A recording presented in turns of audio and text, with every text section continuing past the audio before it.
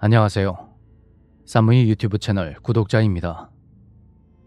사무이님 방송을 들은 지도 벌써 횟수로 10년 차가 됐는데 제가 실제로 겪었던 일을 제보해 보겠습니다. 저는 어릴 때 집안 사정상 7살까지 외가댁에서 자라다가 그 이후로 친가에서 살았는데 할머니 댁은 산 아래에 있는 학교를 끼고 언덕에 지어진 집입니다. 풍수지리를 잘 모르는 제가 봐도 할머니 댁은 위치가 그다지 좋은 곳이 아니었습니다. 산을 깎아 만든 곳에 주택이 들어선 동네라 집 바로 뒤에는 낮은 동산이 그대로 남아있었죠. 할머니 집은 할아버지가 살아생전에 직접 지으셨는데 많이 오래되고 낡은 주택이었고요. 그렇게 친가에서 지낸 지 3년쯤 되었을 때 전 그 집에서 처음으로 귀신을 봤습니다. 새벽에 화장실에 갔다가 물을 한 잔 마시고 방에 가서 할머니 옆에 누웠는데 그 순간 이상한 소리가 들리더군요.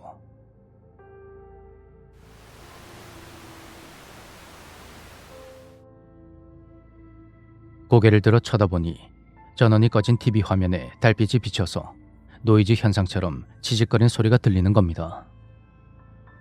그게 너무 이상해서 화면을 계속 쳐다보고 있는데 갑자기 그 상태 그대로 몸이 굳어버렸습니다. 그것이 가위 눌림이었다는 걸 나중에 커서 알게 되었죠. 처음 겪는 상황에 당황해서 그대로 있는데 그때 할머니 방에 있는 커다란 장롱과 천장 사이의 어두운 틈에서 새까만 형체가 꿈틀꿈틀거리는 게 보였습니다. 그리고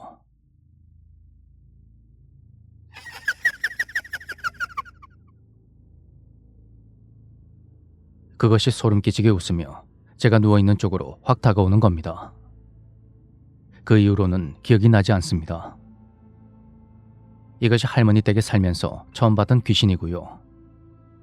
또 한 번은 여름에 청마루에서 잠이 들었다가 가위에 눌리면서 눈이 딱 떠졌는데 그때 천장에서 낯선 남자의 얼굴이 뚝 떨어진 적도 있었습니다. 시간이 흘러 제가 고등학생 때는 탈선을 해서 방황을 하며 속된 말로 양아치 짓을 많이 했는데 늘 새벽에 집에 들어가곤 했습니다. 하루는 할머니와 여동생이 큰 방에서 자고 있었는데 누군가 마루를 저벅저벅 걸어오는 발소리와 함께 불투명한 유리로 된 미닫이 문 앞에서 일렁이는 사람 그림자를 봤다고 합니다. 할머니와 여동생은 당연히 저인 줄 알고 절 불렀는데 아무 대답이 없었던 거였죠. 이제 본론으로 들어가서 꿈 이야기를 해볼까 하는데요. 할머니는 제가 성인이 되고 나서 췌장암 투병 중에 돌아가셨습니다. 이걸 다행이라고 해야 할지 모르겠지만 암 진단 당시에 이미 말기 상태였는데 많이 아프지 않다고 하셨습니다. 할머니도 상황을 받아들이셨는지 스스로 떠날 준비를 하셨다고 하는데 병원에 입원하셨을 때도 편하다고 하셨습니다. 할머니 집은 본체와 별체가 따로 마련된 구조였는데 제가 18살 때는 별체로 나와서 혼자 지냈습니다. 그날 밤에 누워서 사무이님 라디오를 듣다가 저도 모르게 잠이 들었는데 눈을 떠보니 기분 좋은 찬 공기가 불어오면서 해 뜨기 직전의 상태로 밝아져 있었습니다. 그런데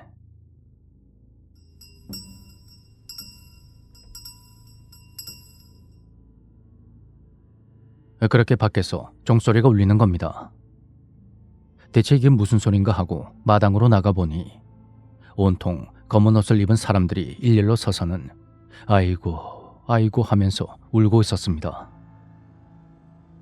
맨 앞에 서 있던 남자는 액자를 들고 있었고 그 뒤로 따라 들어온 사람들 모두 울고 있더군요. 그걸 보고 너무 놀라서 대체 무슨 일이냐고 누구시냐고 물었지만 아무도 저에게 반응하지 않았고 그 자리에 멍하니 서서 지켜보고 있는데 맨 앞에 서 있던 남자 2명 중에 키가 큰 사람이 청마루 문을 드르륵 여는 겁니다. 그걸 보는데 순간 느낌이 너무 안 좋더군요. 그 무렵에 할머니가 연세가 많아서 몸이 약했는데 왠지 저 사람이 집 안으로 들어가면 안 좋은 일이 생길 것 같았습니다. 저는 냅다 달려서 마당을 가로질러 남자의 바지가랑이를 잡았습니다. 그러자 남자가 저한테 마구 소리를 지르는 겁니다. 지금 여기가 어디라고 왔어? 그 목소리가 마치 천둥처럼 사방에 울렸고 전 울며불며 매달렸습니다. 안 돼요. 할머니 지금 데려가지 마세요. 아직 할머니 호강도 못 시켜드렸는데 이대로는 안 돼요. 여긴 네가 올 곳이 아니야. 어서 돌아가. 제발요. 아직은 안 돼요. 제발 우리 할머니 딱 5년만 더 살게 해주세요. 제발요. 진짜 딱 5년만요. 그렇게 제가 한참을 때를 쓰며 울자 갑자기 시야가 까맣게 흐려지더니 눈이 확 떠졌습니다. 정신을 차려보니 익숙한 제 방 침대 위에 누워있었고 놀라서 맨발로 뛰쳐나가 할머니 방으로 들어갔죠. 할머니, 왜? 왜 그러는데? 할머니 죽지 마요. 얘가 아침 대바람부터 왜 이래? 무서운 꿈이라도 꿨니?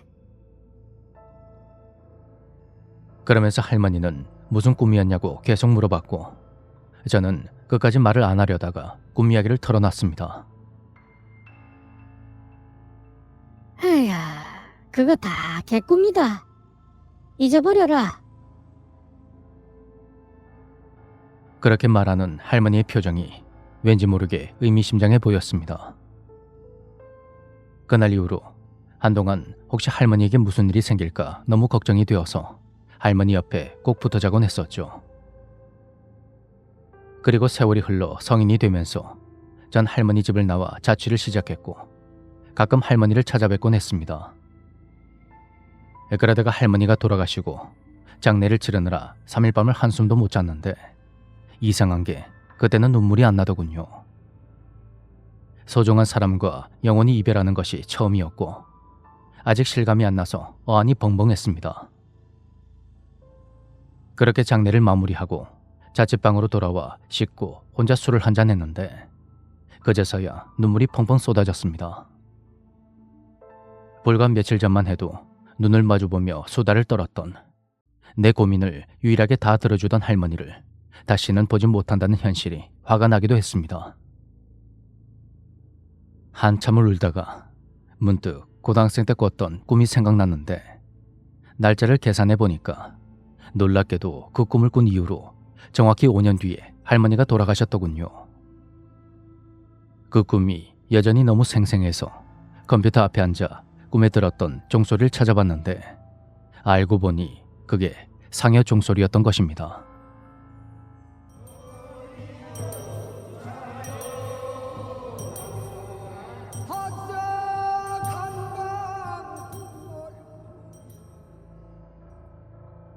내가 그때 예지몽을 꿨다는 걸 뒤늦게 깨달았고 이럴 거면 5년 말고 조금 더 시간을 달라고 빌어볼 걸. 돌아가시기 전에 맛있는 것도 많이 사드리고 할머니랑 여기저기 여행도 다닐 걸. 그런 어리석은 후회가 밀려왔습니다. 내가 일이 바쁘고 할머니가 아프시다는 핑계로 그 흔한 찹쌀 도넛 하나 못 사다 드린 게 그렇게 가슴이 아팠습니다. 할머니가 돌아가신 후로도 저는 주변 사람들과 관련된 예지몽을 2번이나 더 꾸었습니다. 제 동생이 빚 때문에 안 좋은 선택을 했던 날, 동생이 제 꿈에 나와서 펑펑 울면서 그러더군요.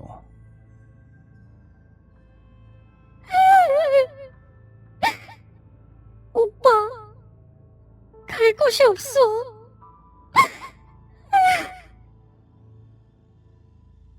또 아는 형이 죽는 꿈을 꿨는데 잠에서 깨고 나니 기분이 너무 나쁘고 하루 종일 불안한 겁니다. 그래서 그 형한테 오늘 꿈자리가 안 좋으니까 조심하라고 연락을 해줬는데요. 놀랍게도 형은 퇴근을 하고 집으로 가는 길 횡단보도에서 신호위반 차량에 부딪혀 죽을 뻔했다고 전화가 온 겁니다. 횡단보도에 서서 신호를 기다리다가 제가 해준 말이 생각나서 평소보다 더 유심히 좌우를 살폈는데 그때 왼쪽에서 차가 엄청난 속도로 달려와서 간발의 차로 피했다더군요. 제가 평소에 꿈을 워낙 자주 꾸다 보니 잠이 깨고 나서 기분이 안 좋고 찝찝하면 꼭 무슨 일이 터지더라고요. 그게 너무 불안해서 가끔은 아무런 꿈도 꾸지 않고 푹 잤으면 그런 생각도 해봅니다. 예지몽을 꾼다고 말하면 주변 사람들은 신기하게만 생각하는데 실제로 예지몽을 꾸는 저 같은 사람에겐 그것이 신기하지도 않고 불안하고 찝찝한 기분만 든답니다.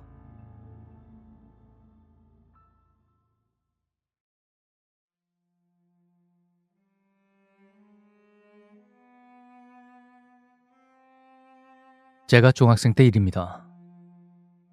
중학교 때 선생님들의 별명이 하나씩은 있잖아요. 학생들이 선생님들 각자의 개성을 살려서 지어준 별명들이요. 저희 중학교에는 이티와 외계인이라는 독특한 별명을 가진 선생님들이 계셨습니다. 영어와 과학 선생님이었는데 영어 선생님은 제가 1학년 때 수업을 들어서 잉글리시 티처라서 이티라는 아주 단순한 별명이 붙었죠. 외계인 선생님은 중1 때는 만나볼 기회가 없어서 왜 선생님의 별명이 외계인인지 정말로 궁금했습니다. 아는 선배들에게 과학생 별명이 왜 외계인이냐고 물어보면 선배들은 늘 웃으면서 직접 만나봐야 알 수 있다고만 했으니 제 궁금증도 점점 커져갔죠. 그러다가 저는 중학교 2학년 때 우연히 그 선생님의 수업을 듣게 되었습니다. 처음 본 외계인 선생님의 모습을 묘사해 보자면 일단 키가 작은 편이었는데 한 163cm 정도 되어 보였습니다. 선생님은 작은 체구에 유독 배만 툭 튀어나온 체형이었는데 얼굴의 잔주름과 피부를 보면 나이는 대략 40, 50대 정도로 보였습니다.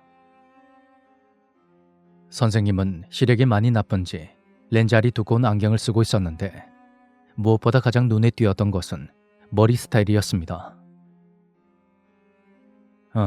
스타일이라고 하기보다는 그냥 머리 모양이 특이했는데 그러니까 양쪽 머리는 괜찮은데 유독 머리 정수리 부분에 머리카락이 심하게 없는 원형 탈모. 선생님 머리는 외계인보다는 철권에 나오는 헤이아치가 생각나는 그런 스타일이었습니다. 외계인이라고 생각하고 보면 정말로 외계인 같은 외모이긴 하지만 그냥 주변에서 흔히 볼 수 있는 머리가 벗겨진 평범한 중년 남성의 인상이었죠. 그렇게 저는 외계인 선생님을 처음 만났고 그분의 수업을 계속 들으며 선생님이 어떤 분인지 차근차근 파악할 수 있었습니다. 외계인 선생님은 수업을 하실 때는 좀 엄하신 편이었습니다. 조용한 분위기에서 수업하는 걸 좋아해서 떠드는 아이들을 혼내곤 하셨죠. 혼내는 것도 직접 때리거나 하는 게 아니고 항상 벌을 주었습니다. 그래서 전 사실 외계인 쌤과 그다지 친하진 않았어요. 하지만 선생님은 수업 외 시간에는 정말 자상한 분이었습니다. 학생들에게 늘 존댓말을 쓰고 아이들의 고민거리도 잘 들어주었으니까요. 그러던 어느 날 선생님에 대한 이상한 소문이 돌기 시작했습니다. 제 친구 담임 선생님이 외계인 쌤이라 전에 듣게 되었는데 선생님이 외계어를 한다는 겁니다. 얼핏 듣기에도 터무니없는 소문에 정말 어이가 없었고 전 선생님에게 악감정이 있는 녀석들이 장난을 치는 거라 생각하고 그걸 흘려들었죠. 그러다가 하루는 외계인 쌤 반에 있는 제 친구가 교실 환경미화에 뽑혀서 저녁까지 학교에 남게 되었습니다. 저는 그 반 학생은 아니었지만 그냥 친구를 도와주며 같이 교실을 꾸몄습니다. 외계인 쌤과 다른 아이들도 남아서 교실을 꾸몄고 환경미화가 다 끝나서 집에 가려는데 쌤이 고맙다면서 차로 집까지 태워준다고 하시더군요. 차를 타고 가면 금방 집에 갈 수 있었기 때문에 저는 바로 차에 탔고 이건 차가 아니라 UFO라며 친구와 좋다고 기득거리고 있었죠. 학교에서 집이 가까웠던 아이들을 제외하고 저와 제 친구 그리고 미화 부장이 외계인 쌤의 차를 타게 되었습니다. 먼저 미화 부장인 친구를 내려주고 가는데 갑자기 외계인 쌤의 휴대폰이 울렸습니다. 선생님은 도로 갓길에 잠시 차를 세우고 전화를 받았는데 그때 저는 똑똑히 들었습니다. 선생님이 외계어를 하는 걸 말입니다. 선생님이 휴대폰에 대고 말 같지도 않은 이상한 말을 하시는 겁니다. 그건 단순히 입으로 내는 소리일 뿐 뜻이 전혀 없었습니다. 당연히 제가 알아들 수 있는 말이 아니었고 제 친구 또한 알아들을 수 없었습니다. 그때는 순간적으로 당황했고 좀 무섭기도 했습니다. 귀신이나 유령 같은 초자연적인 존재 때문이 아닌 내가 잘 안다고 생각했던 사람이 사실은 전혀 알지 못하는 이상한 존재였다는 생각이 들어 무서웠던 거였죠. 괜히 룸미러로 보이는 선생님의 얼굴이 평소보다 더 외계인 같고 무서워 보였습니다. 친구와 서로 눈이 마주쳤는데 둘 다 멍한 표정이었습니다. 그렇게 외계어로 통화를 마친 선생님은 당황해하는 우리를 보며 놀라냐고 물었고 그제야 비로소 정신을 차린 저와 친구는 고개를 끄덕였습니다. 그때 선생님은 자신의 이야기를 털어놨는데 그 내용은 이러했습니다. 선생님은 태어날 때부터 장애를 가진 아들이 하나 있는데 제대로 교육을 해주지 못해서 말을 할 줄 모른다고 합니다. 하지만 선생님은 그런 아들과 대화를 하고 싶어서 아버지인 선생님 본인이 아들을 위해서 아들의 언어를 쓴다고 하시더군요. 그렇게 이야기를 하는 선생님의 슬픈 표정을 보니 원래 눈물이 많았던 저로서는 울지 않을 수가 없었습니다. 제 친구 녀석도 같이 울고 있었고요. 선생님은 학교에서 이 사실을 아는 사람이 별로 없다고 했습니다. 다른 사람들이 자신의 아들을 보통 사람처럼 보지 않고 외계인처럼 보기 때문에 숨기려고 하셨던 겁니다. 장애인들이 가장 두려워하는 것이 사람들의 시선이라고 하죠. 사람이 아닌 다른 것을 본 듯한 그런 시선 말입니다. 외계인. 여기서 이는 사람을 뜻하는 한자입니다. 말 그대로 다른 세계의 사람이지 괴물이 아니거든요.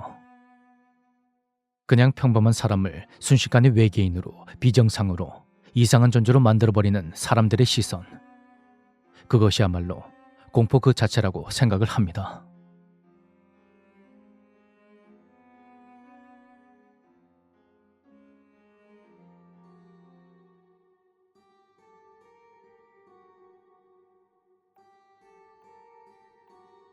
제가 고등학교 때 있었던 이상한 일입니다. 제 착각일 수도 있으니 믿기지 않는 분들은 믿지 않으셔도 됩니다. 저도 믿기지 않으니까요. 고등학교 1학년 여름방학 때의 일입니다.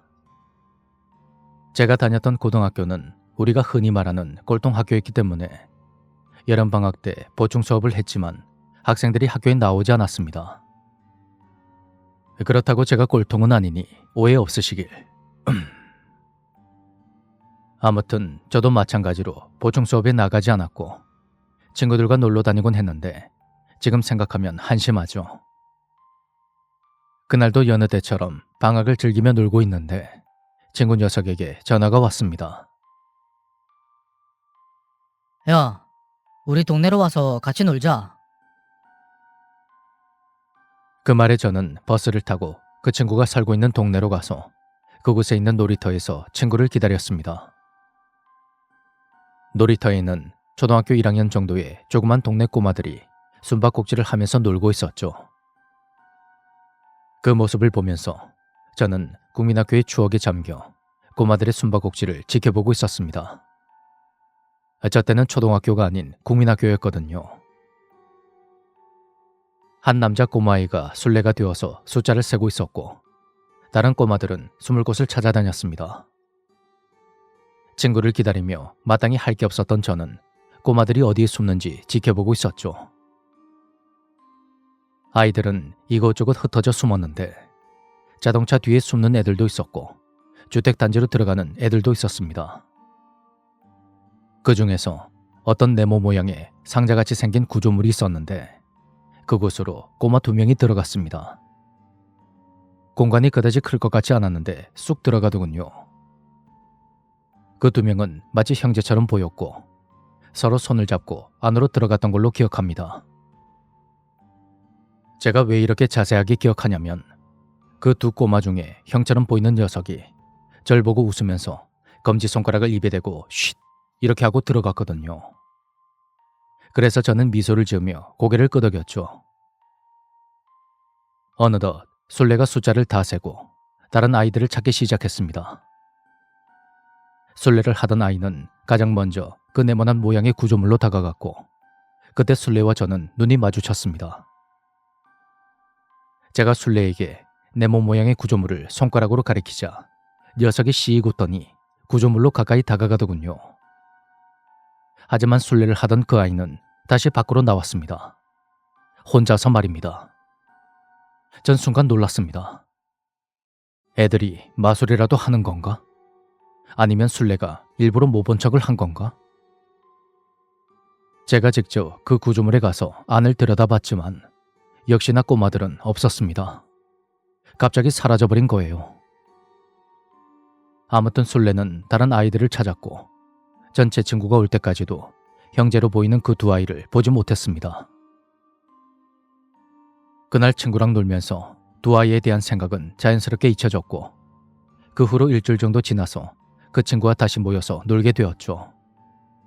그런데 친구가 놀라운 이야기를 했습니다. 야, 우리 동네에서 꼬마애 2명 실종됐다. 지금 난리 났다. 그때 갑자기 그 일이 생각난 저는 정말 온몸에 소름이 쫙 돋았습니다. 솔직히 실종되었다던 두 아이가 제가 그때 보았던 그 애들인진 모르겠습니다. 그럼 실종됐다던 아이들은 어디로 간 것이며 제가 봤던 두 아이는 어디로 간 걸까요? 이 일은 제가 겪은 이상한 일 중에 하나입니다.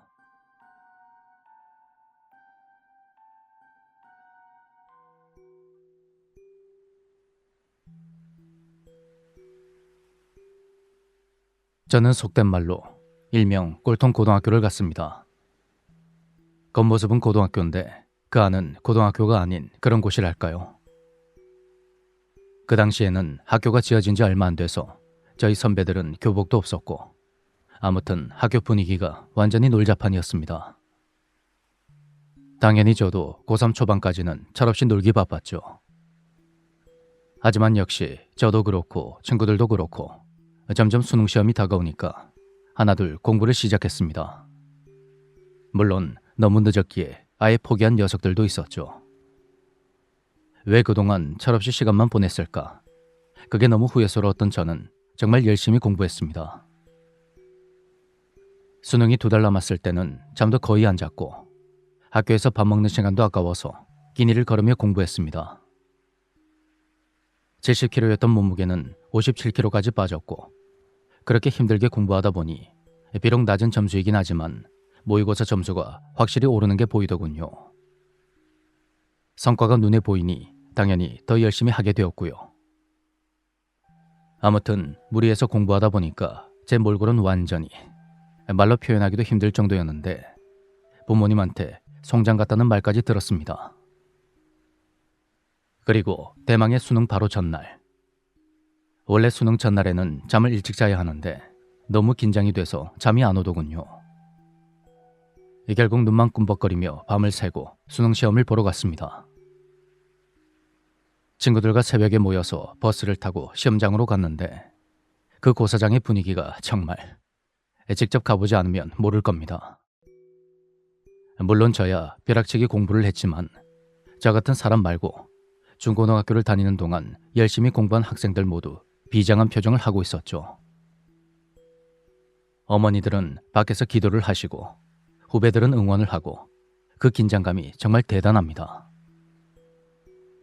저는 그 당시 제2외국어 시험도 응시했기 때문에 친구들과 좀 다른 고사장에서 시험을 치렀습니다. 막상 고사장에 들어가니 이상하게 피곤함이 싹 가셨고 다른 생각은 안 들고 무조건 시험을 잘 보자는 생각만 머릿속에 가득했습니다. 그렇게 오전 시험을 보고 점심시간에 친구들과 함께 점심을 먹은 뒤 화장실에 갔는데 눈이 충혈이 되어서 엄청 빨갛더군요. 오후 시험을 또 열심히 치르고 마지막 제2외국어 시험까지 마친 뒤 고사장 밖으로 나오는 순간 누적되었던 모든 피로가 폭발해 버렸습니다. 무심코 눈을 비볐는데 실핏줄이 터지면서 눈이 더 빨개졌고 눈을 못 뜰 지경이 돼버렸어요. 친구들은 제2외국어 시험을 안 치르니 먼저 갔고 저 혼자 집으로 향했습니다. 피곤한 데다가 날씨도 춥고 중요한 건 저는 그 동네 길을 잘 몰랐다는 겁니다. 너무 피곤했지만 이상하게도 좀 걷고 싶더군요. 그렇게 터덜터덜 걷고 있는데 저희 동네에서 공부 좀 한다는 애들이 가는 S고등학교 교복을 입은 학생이 보였습니다. 저는 같은 동네일 거라고 생각하며 그 아이를 따라갔죠. 그때 저는 눈이 아파서 안경을 벗고 있었는데 난시도 심하고 시력이 상당히 안 좋았습니다. 그래서 그 학생과 2m 정도 거리를 두고 뒤에 붙어서 그 아이를 따라갔습니다. 난시가 심하신 분들은 아시겠지만 안경을 벗으면 다른 사물들이 분신술을 합니다. 수평이 둥그렇게 보이면서 신호등 불빛이 8개로 보이고 그렇거든요. 그래서 저는 그 학생만 믿고 졸졸 따라갔죠. 여학생이었던 그 아이는 머리를 묶고 있었는데 계속 뒤에서 따라가느라 앞모습은 보지 못했습니다. 그래도 공부 좀 하는 학교에 다니는 학생의 뒷모습을 보니 어깨가 축 처진 게 보기에 안쓰럽더군요. 아무튼 그렇게 따라가다가 눈이 아파서 잠깐 두 눈을 비볐는데 손을 떼고 보니 학생이 안 보이는 겁니다. 그 사이에 다른 길로 갔나 보다 하고 시계를 보니 제가 시험장에서 나온 뒤로 무려 2시간가량 지나 있었습니다. 원래라면 도보로 50분이면 갈 수 있는 그런 거리였는데 말이죠. 2시간이 그렇게 금방 지나갈 줄은 저도 몰랐습니다. 저는 집으로 가기 위해 다시 안경을 쓰고 큰 길을 찾아 나섰습니다. 큰 길을 찾아 나와보니 S고등학교 주변이더군요. 그쪽 길은 잘 알았기에 거기서 쉽게 집으로 갈 수가 있었습니다. 그렇게 수능을 치르고 다음날 학교에 갔는데 친구들이 모여서 시끄럽게 웅성거리고 있었습니다. 가까이 가서 왜 그러냐고 물어봤는데 S고등학교의 여학생 한 명이 스스로 목숨을 끊었다는 것입니다. 제가 어제 2시간 동안 배회했던 곳 그 주변에서 말입니다. 소식을 듣고 너무 놀라서 그 동네에 사는 친구에게 물어보니 그녀가 스스로 목을 맸다고 했습니다. 그 순간 갑자기 어제 봤던 그 머리 묶은 여학생의 축 처진 어깨가 떠오르며 온몸에 소름이 돋았습니다. 그 당시에 제가 몸이 많이 약해져서 헛것을 봤을 수도 있겠지만 그때는 너무 무서워서 정말 미친 줄 알았습니다. 근데 지금 생각하면 참 가엾고 안 됐습니다. 중고등학교 시절에 추억 하나 없이 공부만 했을 텐데 그 공부 때문에 죽게 되다니. 앞으로는 이런 일이 없었으면 합니다.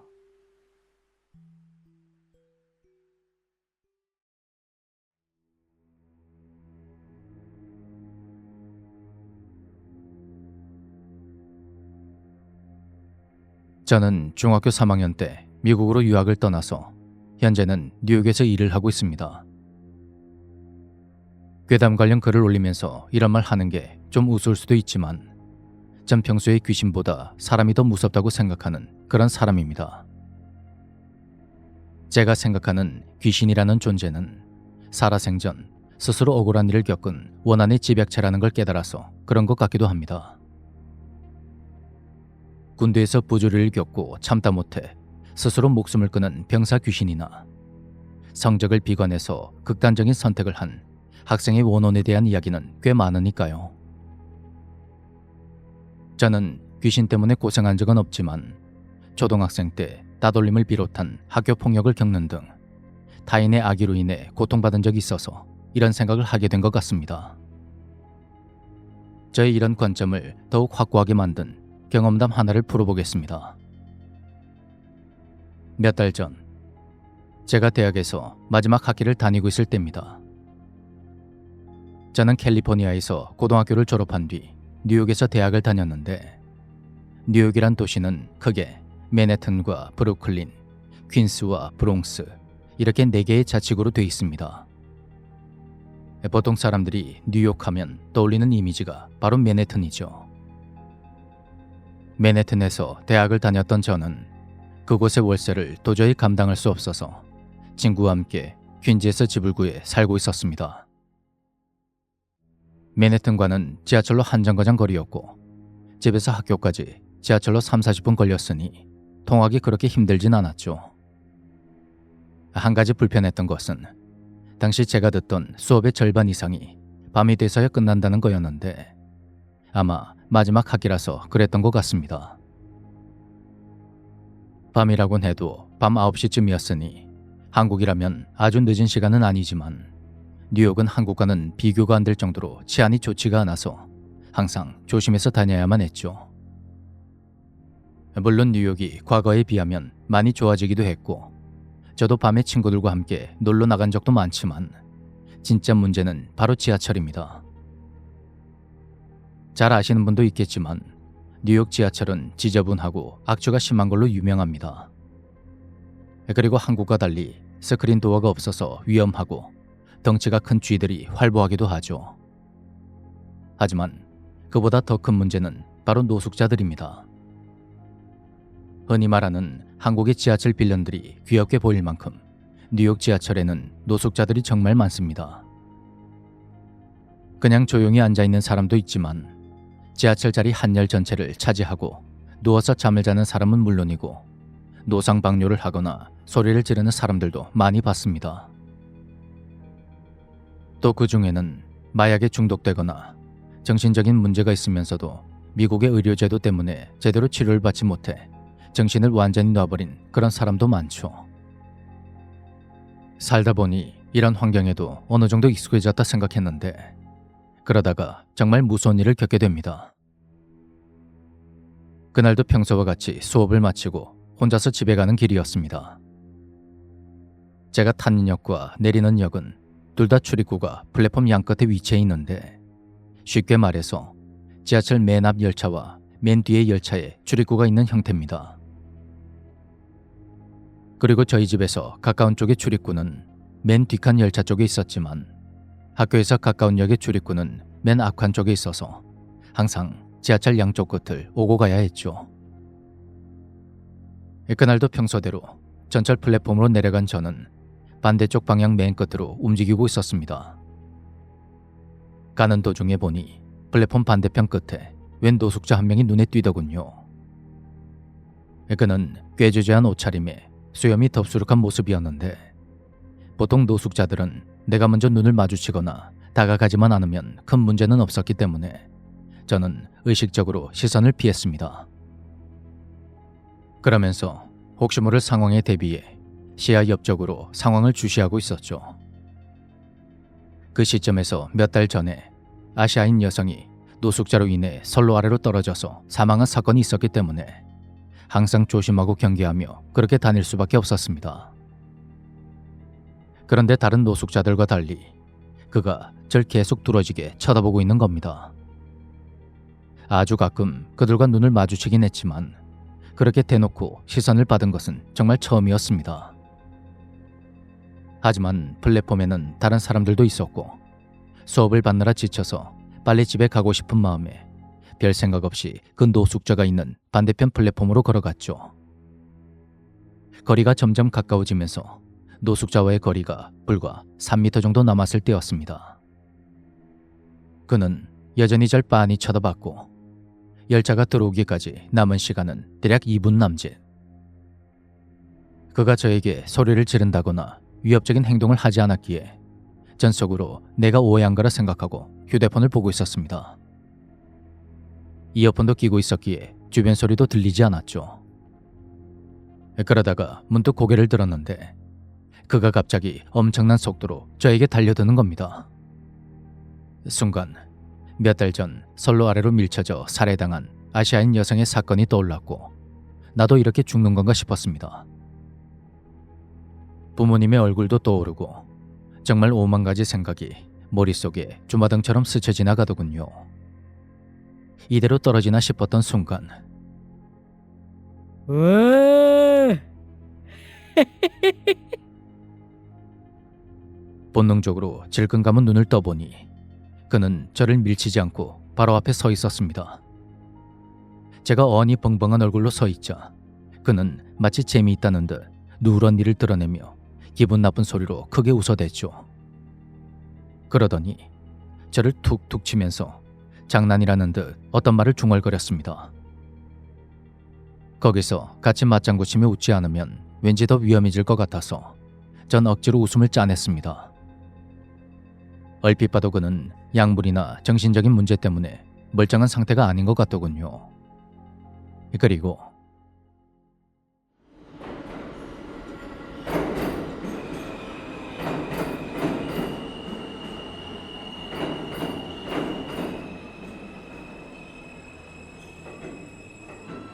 천만다행으로 그때 막 열차가 들어왔고 저는 뒤도 보지 않고 올라탔습니다.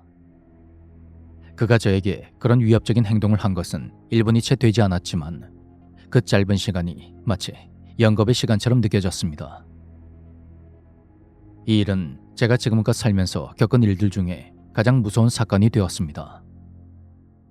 눈앞에서 죽음의 공포를 느낀 것도 그렇지만 생전 처음 본 타인의 악의 때문에 그 자리에서 죽을 수도 있다는 걸 실제로 겪고 나니 너무 무섭고 두려웠습니다.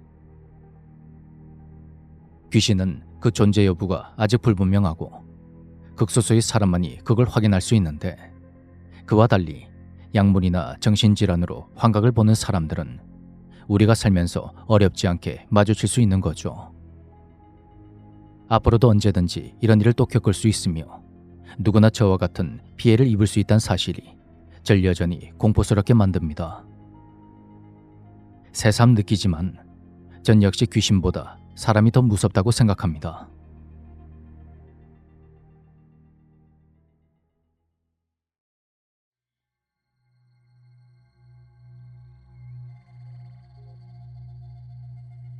제가 있던 군부대에 떠돌던 괴담입니다.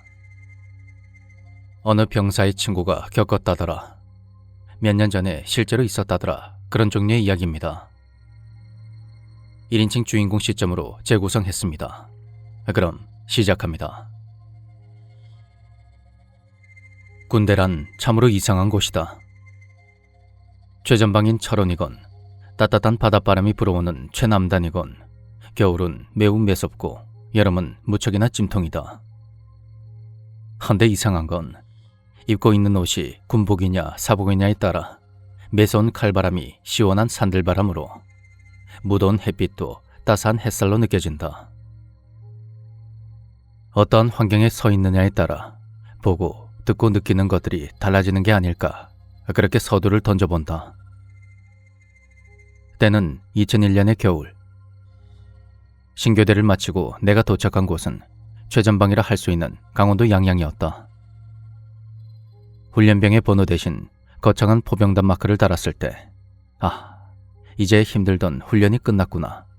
그렇게 속으로 안도의 한숨을 내쉬었다. 하지만 하루, 이틀, 일주일, 한 달이 지날수록 몸은 고단했으나 마음 편히 어울릴 수 있는 동기들이 있던 신교대가 천국이었다는 것을 절실히 실감하기 시작했다.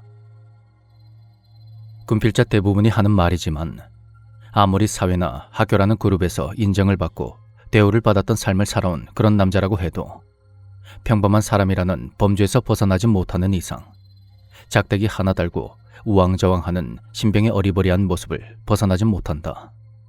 물론 나도 그랬고 말이다. 정신 났냐? 죽고 싶어? 하루 종일 듣는 욕설과 따가운 눈총. 당시에는 신병에 관한 특별한 관리나 관심이 지금보다 현저히 부족했기에 난 이리 치이고 저리 치이며 고단한 신병생활을 하고 있었다. 그리고 한 달이 지나 처음으로 외곽 근무를 서게 된 날. 처음 서보는 근무에서 실수나 하지 않을까 하는 불안감과 평소에도 날 못 잡아먹어 안달인 마사님과 같이 근무를 서야 한다는 괴로움을 안고 탄약고 후방에 위치한 초소 쪽으로 향했다. 올라가서 졸면 뒤진다. 예, 알겠습니다. 야, 밤인데 목소리 줄여. 개념이 없냐? 죄송합니다. 초소에 도착하기도 전부터 슬슬 입질을 시작하는 선임으로 인해 잠에 취해 조금 멍하던 정신이 날아갔고 군기가 바짝 들어 초소에 도착했다. 당시 일병 말이었던 맞선임은 자신도 그리 짬이 되는 군번이 아니었기에 대놓고는 자지 못하고 머리를 벽에 대고 꾸벅꾸벅 졸기 시작했다. 누가 올라오면 바로 깨우라는 말과 함께. 그리고 몇 분이 지났을까. 꾸벅꾸벅 졸던 선임의 고개가 푹 수그려진 걸 확인한 나는 마음속에서 웅크리고 있던 긴장감이 조금씩 풀리는 걸 느끼며 주변을 둘러보았다. 당시 초소는 쇠로 만든 지지대 위에 정사각형 콘크리트를 얹어놓은 모습이었고 들어오는 철문 옆에 부대와 탄약고를 볼 수 있는 전방과 새까만 산만 보이는 후방에 큼지막한 사각형의 구멍이 나 있는 그런 형태였다. 물론 창문 따위가 있을 리 만무했으니 앞뒤로 몰아치는 칼바람에 자라목을 하고 잔뜩 움츠린 채로 이런 환경에서 졸 수 있는 선임에게 감탄을 하며 시간을 보내고 있었다. 그렇게 부대를 주시하며 이런저런 잡생각을 하고 있던 내 귀에 뭔가 부스럭거리는 소리가 들렸다. 소리의 출처를 찾아 이리저리 고개를 두리번거리던 나는 쇠로 된 탄약고의 평평한 지붕 쪽에 그 시선이 닿았다. 저게 뭐지? 온 사방이 새까맣고 불빛이라고는 초소 입구와 탄약고 입구에서 흘러나오는 백열등이 전부였지만 밤눈에 익숙해진 내 시야에 흐릿한 무언가가 보였다. 갈색인지 흰색인지 모호한 빛깔을 띤 30-40cm 정도의 작은 무언가가 탄약고 지붕에서 이리저리 움직이고 있었다. 고양인가? 군부대답게 짬 타이거라 불리는 고양이들이 낮과 밤을 가리지 않고 활보하고 다니곤 했기에 처음엔 고양이라고 생각했다. 하지만 짬과 잠에 취해서 가로 세로 길이가 동등한 마치 공이 굴러가는 그런 움직임을 보이는 부대짬 고양이들과 다르게 그것은 매우 날렵하고 빠른 몸놀림으로 지붕 이곳저곳을 왔다 갔다 움직이고 있었다. 쪽제비나 다람쥐인가? 무심결에 생각하고 있던 것이 입 밖으로 나와버렸다. 그리고 아주 작은 말소리임에도 불구하고 일병 말이 지니고 있는 날카로운 청각을 자극했는지 졸고 있던 선임이 부스스 고개를 들고 날 바라보았다. 어? 뭐? 아무것도 아닙니다. 아무것도 아니야. 이 새끼가 근무 관련된 이야기 말고 잡담을 한 거야. 그것도 혼자. 잠에서 깬 것이 짜증이 났는지 꼬투리 하나를 잡고 본격적으로 물고 늘어지려는 선임의 행동에 나는 다급히 말을 이었다. 그게 아니고 이상한 소리가 들리길래 보니까 족제비 같은 게 보여서 그랬습니다. 죄송합니다. 지금 변명하는 거야? 아닙니다. 진짜입니다. 저기서 소리가 들렸습니다. 내가 손가락을 들어 탄약고 지붕을 가리키자 선임은 날 한번 째려보고는 X반도 오른쪽 어깨에 달려있는 작은 손전등을 빼들었다. 확인해본다. 없으면 너 뒤졌어. 전방 주시 실시. 실시. 나는 정면에 나 있는 구멍으로 부대를 주시하면서 속으로 빌었다. 아직까지 그 무언가가 지붕 위에 있기를. 만약 다른 곳으로 가버렸다면 난 틀림없이 근무 시간 내내 선임에게 갈굼을 당하리라. 하지만 우리의 말소리가 끊기자 또다시 탄약고 지붕에서 무언가 움직이는 소리가 들렸고 선임이 손전등으로 탄약고 지붕을 이리저리 비추는 것을 차마 쳐다보지 못하고 그 소리를 잘못 들은 것이 아님에 속으로 안도의 한숨을 내쉬었다. 이윽고 곁눈으로 보이는 손전등의 불빛이 꺼지자 난 또 다른 것으로 갈구진 않을까 하는 불안감이 스멀스멀 피어올랐다. 하지만 선임은 가타부타 아무런 말도 없었다. 상황에 어울리지 않는 고요한 정적만이 흘렀다. 나는 다행이다 라는 생각과 함께 꽉 잡고 있던 총기의 차가운 개머리판을 느슨하게 쥐었다. 그때 선임의 오른손이 내 옆구리를 쿡쿡 찔러대기 시작했다. 또 왜 그러는 거야? 아씨, 진짜 역같네. 나는 속으로 선임의 행동에 대해 욕설을 내뱉으며 굳은 얼굴로 전방을 주시했다.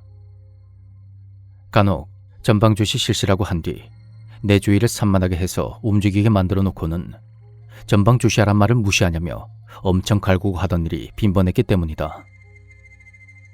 나는 쿡쿡 찌르는 선임의 손가락을 무시하고 묵묵히 전방을 주시했다. 그런데 평소 같았으면 몇 번 쿡쿡 찌르다가 잘 참는데? 그렇게 말할 법한 선임이 쉬지도 않고 계속 옆구리를 쿡쿡 찌르는 게 아닌가. 거기다 그 강도가 가면 갈수록 세졌고 급기야 내 옆구리를 있는 힘껏 꼬집기 시작했다. 나는 계속되는 고통에 도저히 참을 수가 없어서 욕 한번 듣고 말자 그런 심정으로 선임에게 고개를 돌렸다. 그런데 이상했다. 나를 바라보고 잘 걸렸다는 표정을 짓고 있어야 할 선임이 엉망으로 일그러진 얼굴을 하고 전방을 주시하고 있는 것이 아닌가. 나는 무슨 일인가 싶어 입을 열려고 했다. 왜 그러시... 그러자 선임이 손가락을 자기 입에 가져다 대며 조용히 하라는 제스처를 취하고는 쥐고 있던 손전등을 콘크리트로 되어 있는 초소의 바닥을 비추었다. 혹여 불빛이라도 새나갈까 무척이나 조심스레 바닥을 비추더니 다른 한 손으로 들고 있던 총기를 거꾸로 해서 총기 앞부분에 장착돼 있던 대검의 칼날로 바닥을 긁어내리기 시작했다. 난 또 무슨 장난을 치려는 건지 걱정이 되었지만 곧이어 손전등이 비추는 곳에 정신을 집중했다. 대검의 칼끝이 이끼 낀 초소의 거무죽죽한 바닥을 긁으면서 하얀 선을 만들어 내려갔다.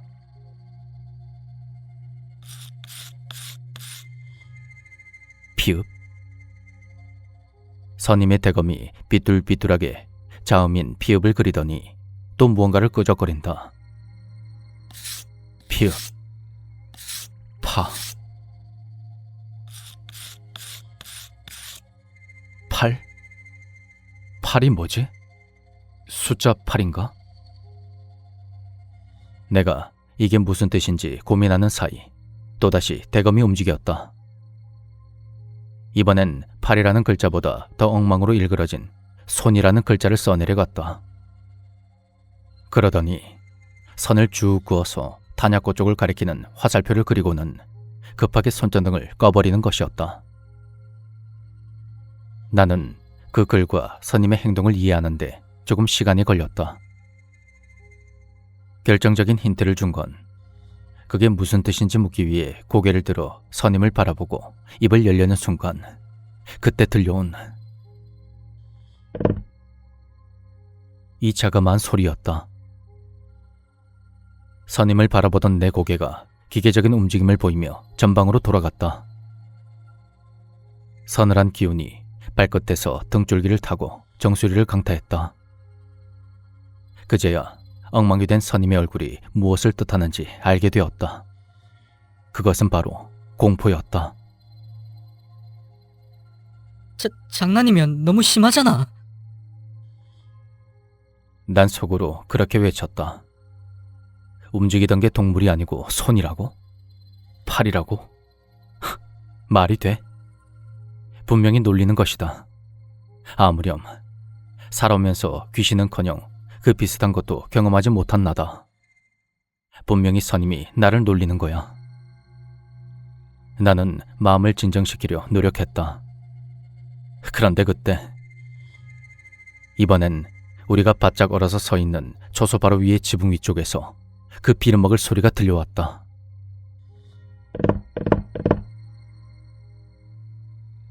내가 컴퓨터를 하며 손가락으로 책상을 두드리는 소리. 가게에 앉아 누군가를 기다리면서 테이블을 손가락으로 두드리는 소리. 불안하거나 뭔가가 걱정될 때 무의식 중에 무언가를 손가락으로 토도독하고 두드리는 소리. 평소에 떠올리면 아무런 감정도 주지 못할 그 소리들이 순식간에 내 머릿속을 휘저으며 공포라는 단어를 완성시켜 갔다. 하지만 그나마 다행인 건 난 그 물체를 확인하지 않았다는 것. 하지만 선임은 아니다. 분명 보았을 것이다. 그 공포는 나보다 더 심하겠지. 눈동자만 간신히 굴려 선임을 보았다. 총기를 거의 끌어안듯이 부여잡고 두 눈을 부릅뜬 채 아무런 미동도 없이 서 있는 선임이 보였다. 아마 나와 같은 기분을 느끼고 있으리라.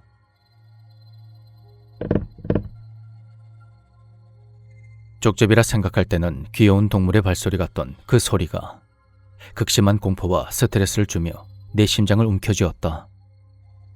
이제는 오른쪽 외벽에서 들린다. 미칠 것 같았다. 직사각형 콘크리트 외벽에서 이리저리 움직이는 소리가 들리는 것이다. 나는 선임에게 갈굼당하면서도 살면서 단 한 번도 찾지 않았던 신을 찾기 시작했다. 그리고 최악의 상황이 일어나지 않길 빌었다. 제발 외벽을 이리저리 움직이는 저 빌어먹을 무언가가 내 시야에 들어오지 않기를, 내 눈에 띄지 않기를.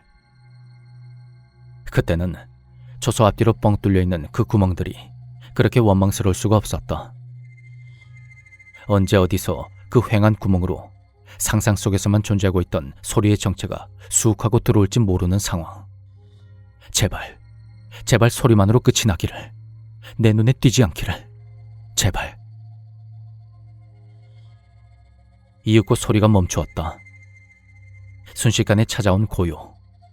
하지만 나와 선임의 공포는 더욱더 커져만 갔다. 움직일 수도 없다. 우리가 움직이는 순간 그 소리가 또다시 들릴 것 같다는 확신 아닌 확신이 들어서 아무것도 하지 못하고 처음 얼어붙은 그 자세 그대로 전방을 바라보고 있었다.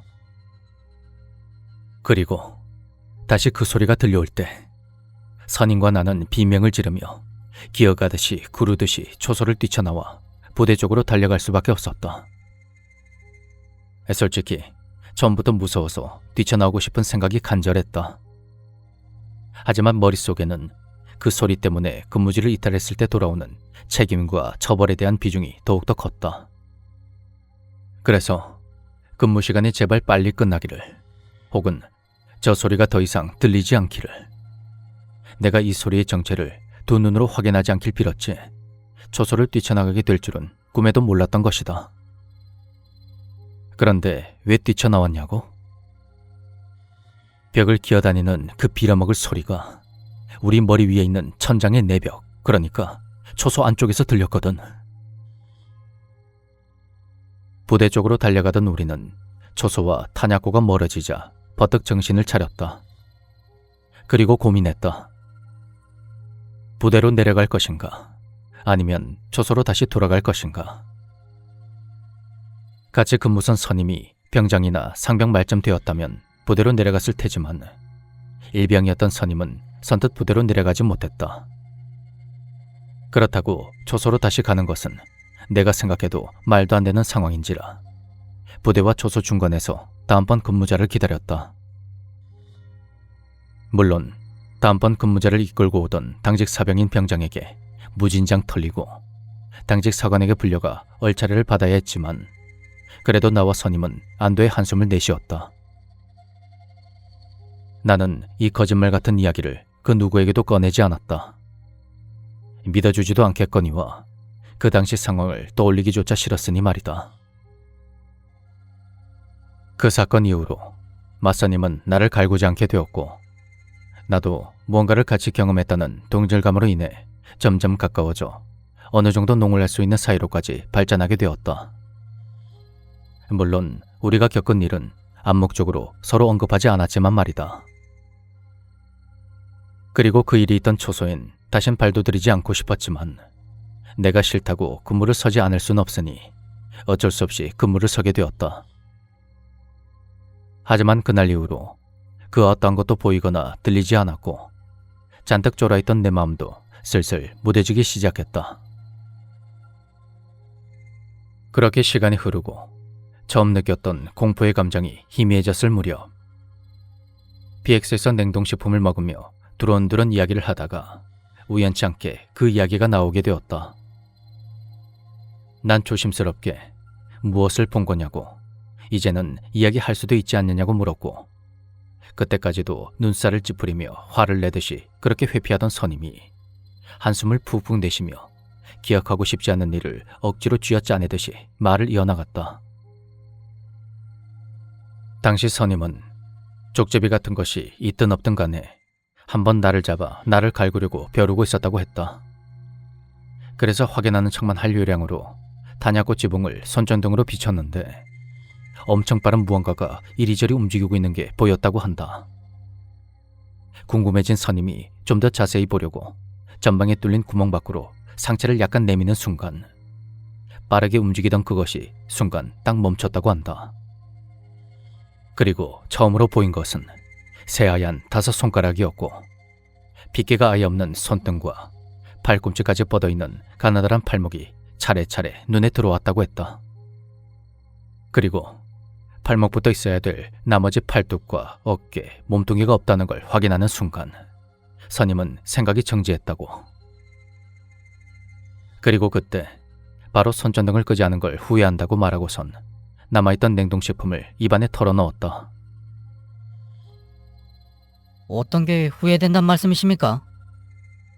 아, 그랬으면 그 팔이 우리가 있는 초소 쪽으로 기어오면서 내 손전등 불빛에서 사라지는 광경을 안 봐도 됐을 거 아니야.